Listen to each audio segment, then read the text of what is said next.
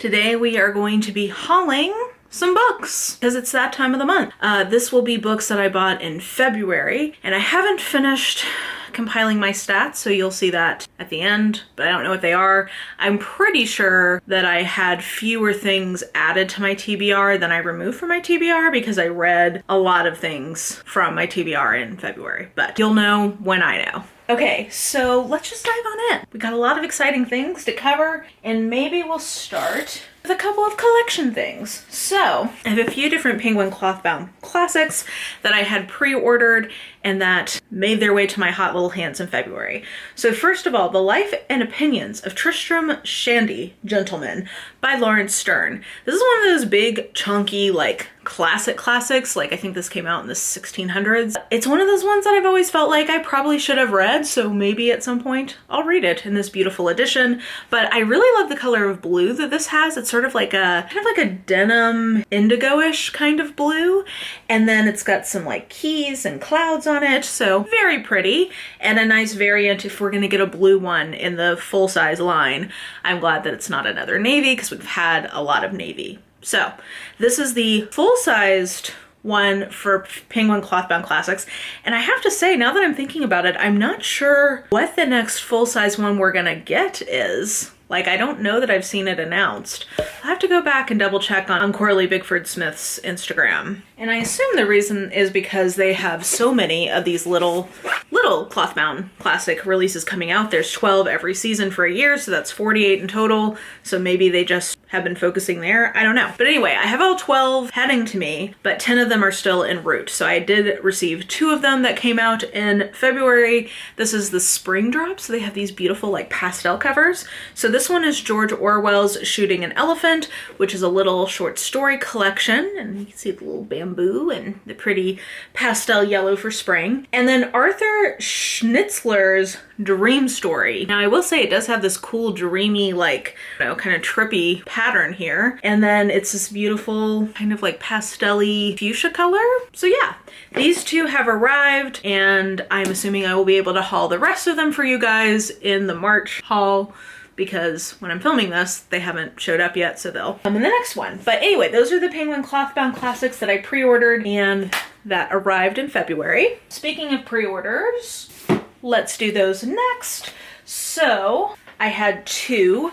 First, I had Encore in Death by J.D. Robb, aka Nora Roberts, and this is the 56th entry in the series, the In Death series. I do not recommend this as one that people could hop in the series with, but if you are a longtime fan of the series, I think you will enjoy this. I will also say that this seems to be kind of a take on The Mirror Cracked from Side to Side by Agatha Christie in its setup, which is basically, and this happens like immediately, so not a spoiler, but there's this party hosted by these 2 actors who are married. The actress' wife is being handed a glass of champagne by her husband, but before she can drink it, someone's like, oh, sing for us. So she goes up to do that. While she's singing, he takes a sip of her cocktail and he dies. And so now we got to figure out who done it, which is a very similar setup to The Mirror Cracked from Side to Side. And yeah, so I thought that was kind of it's so similar that I feel like it has to be a direct influence. Who knows? But if you are intrigued by that, you could maybe read this one as well. But yeah, not my favorite in the series, but solid. And then The Adventure Zone, The 11th Hour, and I'm in the middle of this but haven't finished as of this filming, so I can't tell you for sure my thoughts.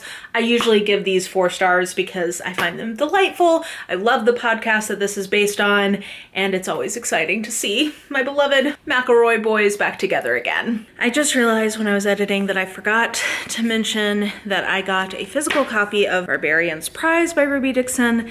These are the Berkeley mainstream pubs of the Ice Planet Barbarian line, and I think that this is a far superior cover to the original. Definitely an improvement, but I forgot to mention it because I already had an ebook version of this, but this is me getting my physical copy to go along with the others on my shelf. And I do know that we're at least getting Josie's book, which is number 6, in July. So I have at least one more headed my way. Okay, editing Mara out.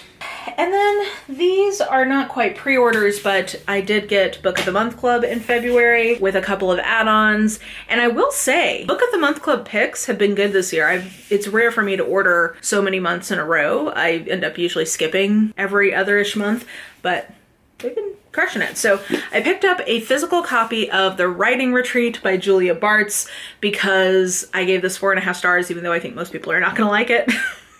It's so dark and campy and I loved it, but I wanted a physical copy because I had read it as an e-arc. So this is my physical copy. And then I also had 2 add-ons. So first, The Secret History by Donna Tartt, just because I haven't really seen another hardback version floating out there. And the reason I wanted to pick this up is because I think at some point I'm going to do a rereading project. And this is one of the ones that I want to do because the timing of when I first read The Secret History is such that I was very distracted by life things. And I remember really, really loving it, but not really much about it aside from just like the overall impression / what the plot is. So I kind of want to do a reread of this. So that's why I did that as an add-on. And then Thistlefoot by Jenna Rose Nethercott. This is one that I had seen some good hype for last year, and I saw it in a couple of people's end of the year lists. So I was intrigued. I'm trying to even remember what this is. I think I heard that this is pretty cozy. Let's see here. But when the siblings receive a mysterious inheritance, the siblings are reunited, only to discover that their bequest isn't a land or money, but something far stranger, a sentient house on chicken legs. So there you go. It's a sweeping adventure illuminated by Jewish folklore and adorned with lyrical prose as tantalizing and sweet as briar berries. So there you go. I'd heard good hype, so I decided to put it as an add-on. Other things that I picked up because people were reading and enjoying them last year. There's several. Okay, we'll start with these. So these 2 actually are in a vlog that I have recently put out of me reading Booktuber's favorite books of the year. So I think I'm just going to point you there for my thoughts, but I picked up the first volume of Witch Hat Atelier on recommendation from Elliot Brooks, and I thought that this was very charming. I do think I'm going to continue in the series. It's sort of like a fantasy magic school kind of setting, and I do quite like the artwork, which I failed to show you anything of it, but you get a sense of it from the cover. So yeah, I enjoyed that, and I do see myself continuing. And then Wrong Place, Wrong Time by Jillian McAllister. If you saw the vlog or my end of the month check-in, you know that I absolutely love this, and it's one of my favorite thrillers I've ever read. It has a speculative element, and I read this on recommendation from Meg with Books. So good. So good. Honey and Spice. Oh, God. Okay. Hit myself in the face. Honey and Spice by Balu Babalola. This is one that I hadn't really seen. So I saw this on a lot of people's year-end lists, but I was like, for whatever reason, it's a Reese's Book Club pick and a romance that kind of made me like, is it really a romance? But Chelsea Dowling Reads gave this, I think, 4 or 5 stars.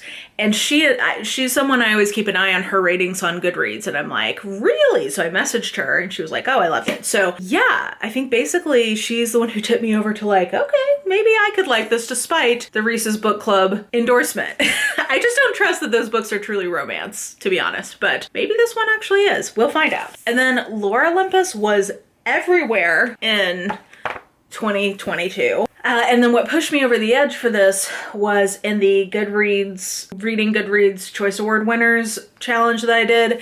My friend Ashley from Bookish Realm, she took on the manga / comic category, and this was like one of the only ones that she signed off on. So that made me even more intrigued. And so I thought that I would see what all the hype is about. So yeah, I'm hoping I'll love this. I'm always excited to find new like graphic novel or manga series for me to love. And so here's hoping. The art looks like it's beautiful. Okay, and then segueing into a trip I took to one of my local bookstores. Me and one of my friends met up for coffee, and then we went over and browsed in the bookstore immediately after, and you can't leave empty-handed, right? So what pushed me over to finally picking this up, which is Crying in H Mart by Michelle Zauner, was watching Brie talk about this book in her Goodreads Choice Award winners vlog. She took the memoir category and she suffered for that category because there was a lot of really heavy stuff in there. But this is one that she really, really enjoyed. And it made me realize I don't know that I know anyone who's read this and didn't love it or like didn't have really good things to say about it. It kind of reminds me of the hype I heard around Know My Name by Chanel Miller, and I ended up loving that. So that makes me feel like this is going to be great. I have confidence. Anyway, I picked that up while I was there. The other two things I picked up You Just Need to Lose Some Weight and 19 Other Myths About Fat People by Aubrey Gordon. She is the co-host of Maintenance Phase, and my understanding is that she wrote this as sort of like a more digestible thing for people who don't want to commit to her full book, which was what we talk about when we talk about fat people, I think. Still have never actually listened to that. I have the audio, but I wanted to get this to like support her. I love that podcast. I love what she has to say, so I have every confidence that this is going to be great. And then the last thing I picked up is sort of just like a reference thing, but How to Read the Wilderness, an illustrated guide to North American flora and fauna. And I decided, aside from the fact that this is just a beautiful book, lost my bookmark. I am trying to write some description scenes right now set in the Smokies.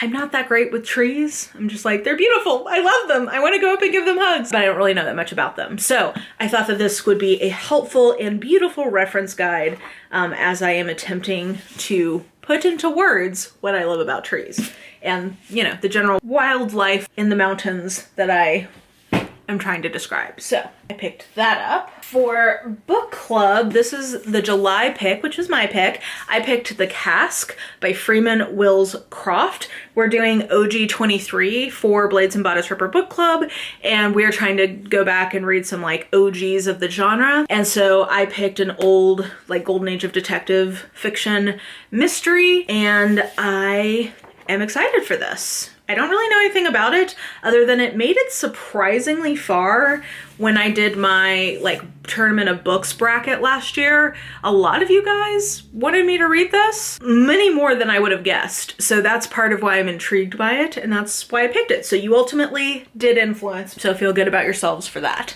And then finally, just a couple of random books from authors I've already read from and enjoyed before. First of all, Big Machine by Victor Laval. I read my first Victor Laval in February and loved it, which was Lone Women, his latest release, which, spoilers to the next haul, I made my Book of the Month Club pick for next month. But when I finished that buddy read, Jocelyn from Yogi with the Book was like, I think that Big Machine should be your next book from him because I want more people to read and enjoy it.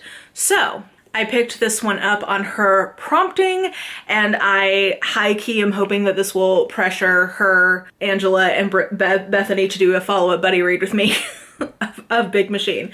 So yeah, I have no idea what this is about, but she had good things to say, and I trust her. So I'm assuming I'm gonna love this. I did really, really enjoy Lone Women, so high hopes here. And then the last two are both T. Kingfisher books. So first we have The Clockwork Boys, Clockatar War Book 1. This is the first in a duology, and I appreciate y'all's feedback. I hauled Sword Heart last month, and I was like, I just realized this is a part of a bigger series, like what's the order?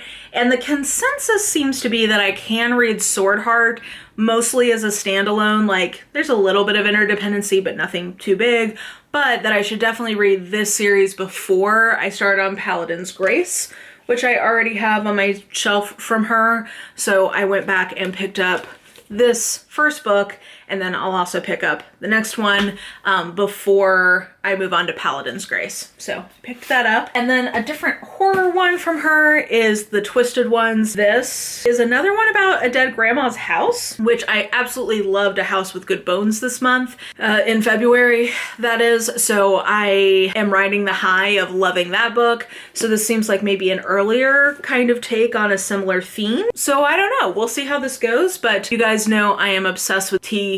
Kingfisher, so how bad could it be? Honestly, even a book from her that I didn't absolutely love, I still gave a B+ to. So there you go.